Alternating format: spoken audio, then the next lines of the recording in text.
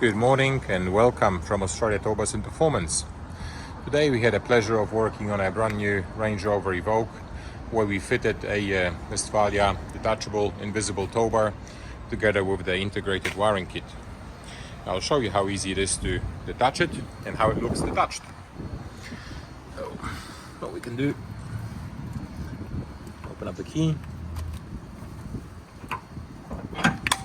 and the towbar goes down. And there you've got a 13-pin wiring kit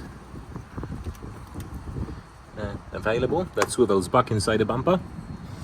Once the towbar is detached, it's completely out of view, as we can see. They're very easy to attach. Let's see if I can do it single-handedly. Okay, the hole, and the towbar is back in.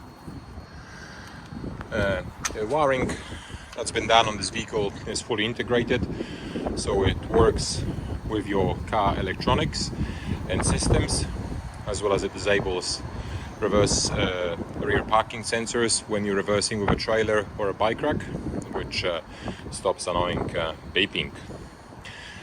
If you need a towbar for your vehicle, feel free to contact our friendly team and we'll be happy to help. Thank you for watching and have a great day. Bye.